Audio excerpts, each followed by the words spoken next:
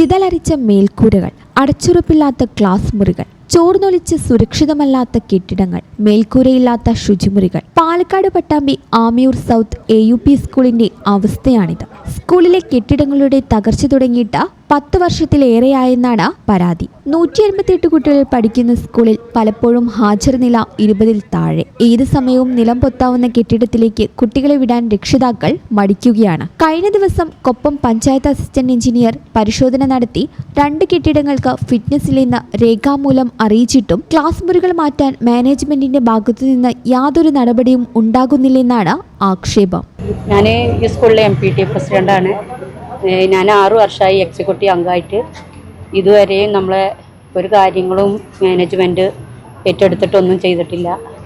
ഇനിയും നമ്മൾ ഈ സമരമുറയായിട്ട് തന്നെ പോകാനാണ് തീരുമാനം. കുട്ടികളെ സംരക്ഷണം എന്തായാലും മാനേജ്മെൻറ്റ് അറിഞ്ഞ് പ്രവർത്തിക്കണമെന്ന് ഇനിയതായി അപേക്ഷിക്കണം.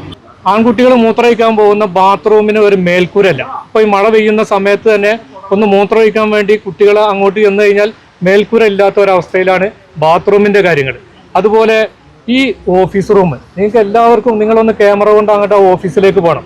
ആ ഓഫീസിൻ്റെ ഒരവസ്ഥ എന്ന് പറയുന്നത്, ആ ഓഫീസ് തന്നെയാണ് ഓഫീസ് റൂമും, അതുപോലെ തന്നെ അത് തന്നെയാണ് ഇവിടുത്തെ ക്ലാസ് റൂമും സ്റ്റാഫ് റൂമും ആയിട്ട് പ്രവർത്തിക്കുന്നത്. സംസ്കൃതം ക്ലാസ് എടുക്കുന്നത് ഓഫീസിൽ വെച്ചിട്ടാണ്. ഇങ്ങനെ വളരെയേറെ പ്രയാസകരമായിട്ടാണ് ഈ സ്കൂൾ മുന്നോട്ട് പോയിക്കൊണ്ടിരിക്കുന്നത്. ഈ സ്കൂളിൻ്റെ അവസ്ഥ നിങ്ങളൊന്ന് കാണണം. പരിസരത്തുള്ള സ്കൂളുകളുമായിട്ട് ഗവൺമെൻറ് നൽകേണ്ട എല്ലാവിധ ആനുകൂല്യങ്ങളും ഒരു എയ്ഡഡ് സ്കൂളിന് നൽകേണ്ട എല്ലാ ആനുകൂല്യങ്ങളും നൽകുന്നുണ്ട്. ഓരോ ടീച്ചർമാരും ഇവിടെ അപ്പോയിൻമെൻറ്റ് ചെയ്യുമ്പോൾ ലക്ഷക്കണക്കിന് രൂപ മാനേജ്മെൻറ്റ് വാങ്ങുന്നുണ്ട്. 40 ലക്ഷം രൂപ വരെ വാങ്ങിയിട്ടാണ് ടീച്ചേഴ്സിനെ ഇവർ എടുക്കുന്നത്. അതിൽ നിന്ന് 1% പോലും ഇവർ സ്കൂളിന് വേണ്ടിയിട്ട് ചെലവാക്കുന്നില്ല. വിഷയത്തിൽ ജനപ്രതിനിധികളും നാട്ടുകാരും രക്ഷിതാക്കളും ഉൾപ്പെടെ പ്രതിഷേധവുമായി രംഗത്തെത്തി. പ്രശ്നത്തിന് ശാശ്വത പരിഹാരം കാണുന്നതുവരെയും വിദ്യാർത്ഥികളുടെ സുരക്ഷിതത്വം ഉറപ്പുവരുത്തുന്നതുവരെയും പ്രതിഷേധം തുടരാനാണ് നീക്കം. ഇവർ മാനേജ്മെന്റ് പറഞ്ഞ ഒരുപാട് കാര്യങ്ങളുണ്ട്. നമ്മൾ ഓരോ കാര്യങ്ങൾ ആവശ്യപ്പെടുമ്പോഴും അവർ പറയും ഒരു ഡേറ്റ് വെക്കും, ആ ഡേറ്റിന് ശരിയാക്കി തരാ എന്ന് പറയും. പക്ഷേ ആ ഡേറ്റ് കഴിയുമ്പോൾ നമ്മൾ നമ്മുടെ കുട്ടികളുടെ വിദ്യാഭ്യാസം അല്ലേ എന്ന് വിചാരിച്ച വീണ്ടും കുട്ടികളെ അങ്ങോട്ട് പറഞ്ഞയക്കും. അപ്പോൾ മാനേജ്മെന്റും അത് തീരുമാനിച്ചിട്ടുണ്ട്. എന്ത് പറഞ്ഞാലും അത് കാര്യങ്ങൾ നടത്താതെ മുന്നോട്ട് കൊണ്ടുപോവാമെന്ന് അവർക്കൊരു ധാരണ ഉണ്ട്. പക്ഷെ ആ ധാരണ ഇനി നടപ്പിലാക്കാൻ സാധിക്കില്ല. എന്തായാലും ഞങ്ങൾ പ്രക്ഷോഭത്തിന് തന്നെയാണ് മുന്നിട്ടിറങ്ങിയിട്ടുള്ളത്. അത് നടപ്പിലാക്കുക തന്നെ ചെയ്യും. അല്ലെങ്കിൽ ഈ കുട്ടികളുടെ സുരക്ഷിതത്തിന് വേണ്ട കാര്യങ്ങളെല്ലാം ചെയ്തുകൊണ്ട് പരിസരത്തുള്ള വിദ്യാലയങ്ങൾ നോക്കി അറിയാം, അതിൻ്റെ 7 അയലക്കത്ത് വരില്ല ഈ വിദ്യാലയം. അതുപോലെ ഇല്ലെങ്കിലും അതിനോടൊപ്പം നിന്നുകൊണ്ട് നല്ലൊരു വിദ്യാലയത്തിൽ പഠിക്കണമെന്ന് നമ്മുടെ മക്കൾക്കും രക്ഷിതാക്കൾക്കും ആഗ്രഹമുണ്ടാവും. അത് നടപ്പിലാക്കാൻ വേണ്ടി ഞങ്ങളും മുന്നോട്ട് പോയിക്കൊണ്ടിരിക്കുകയാണ്. പുതിയ അധ്യയന വർഷം തുടങ്ങുന്നതിന് മുൻപ് പ്രശ്നപരിഹാരം ഉണ്ടാകുമെന്ന മാനേജ്മെന്റിന്റെ ഉറപ്പിലായിരുന്നു രക്ഷിതാക്കൾ ഇപ്രാവശ്യവും കുട്ടികളെ ഈ സ്കൂളിലേക്ക് അയച്ചത്. എന്നാൽ സ്കൂൾ തുറന്ന് 2 മാസം പിന്നിട്ടിട്ടും യാതൊരു മാറ്റവുമില്ല. പ്രശ്നങ്ങൾക്ക് ഉടൻ പരിഹാരം കാണണമെന്ന് രക്ഷിതാക്കളും നാട്ടുകാരും ജനപ്രതിനിധികളും ഒരുപോലെ ആവശ്യപ്പെടുന്നു. ഞാൻ നല്ല പഠിക്കണേ. ഞങ്ങൾ മൂത്രമൊഴിക്കാൻ വേണ്ടി ബാത്റൂമിലേക്ക് പോയാൽ ഞങ്ങൾക്ക് മേൽക്കൂരല്ല ബാത്റൂമിൽ പോകുമ്പോൾ. പിന്നെ ഞങ്ങളുടെ ക്ലാസ്സിൻ്റെ അവിടേക്ക് കുരങ്ങന്മാർ വരുന്നുണ്ട്. പിന്നെ അവിടെ ഓല് ഈ ചക്ക എന്തൊക്കെ കഴിച്ചിട്ട് അവിടെ കുരു എല്ലാം ഇട്ട് വെക്കും. പഠിക്കാനുള്ള ബുദ്ധിമുട്ടായി. ഇപ്പോൾ ക്ലാസ് റൂമിൽ പിന്നെ ബെഞ്ച്, ഡെസ്ക്, അതേപോലെ ക്ലാസ് റൂമിൻ്റെ അവസ്ഥ ഒക്കെ എങ്ങനെയാണ്?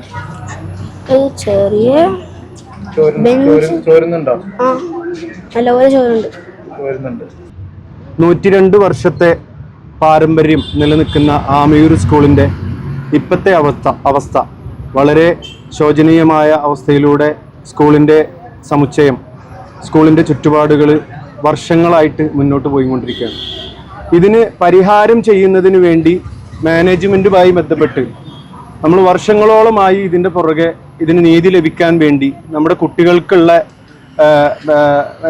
നമ്മുടെ കുട്ടികളുടെ അവകാശങ്ങൾ നിലനിർത്തുന്നതിന് വേണ്ടി മാനേജ്മെൻറ്റുമായി നമ്മൾ വർഷങ്ങളോളമായി സഹകരിച്ച് പല രീതിയിലും അവർ പറഞ്ഞ കാര്യങ്ങൾ, അവർ പറഞ്ഞ സമയം നമ്മൾ പാലിച്ച് വേറെ ഒരു പ്രക്ഷോഭത്തിനോ വേറെ തരത്തിലുള്ള പ്രതികരണങ്ങൾക്കോ ചെയ്യാതെ നമ്മൾ മാനേജ്മെൻറ്റിനോട് സഹകരിച്ചിട്ടാണ് ഇപ്പോൾ ഈ നിലവിൽ ഞാൻ PTA പ്രസിഡൻ്റായിട്ട് ഇപ്പോൾ ഈ 6 വർഷത്തിൻ്റെ അടുക്ക് 1 വർഷമാണ് PTA പ്രസിഡന്റ് സ്ഥാനത്ത് നിന്ന് മാറി നിന്നത്.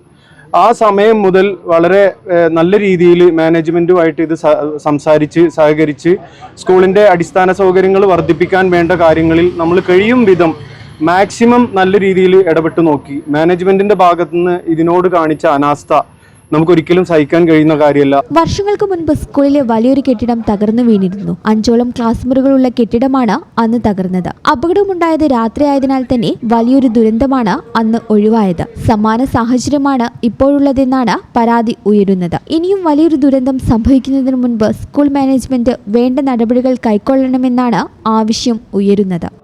ഈ channel news Pattambi. KSFE Valanchery ബ്രാഞ്ചിൽ ഉടൻ ആരംഭിക്കുന്നു 100 മാസ ചിട്ടി. 25 ലക്ഷം രൂപയുടെ ചിട്ടി.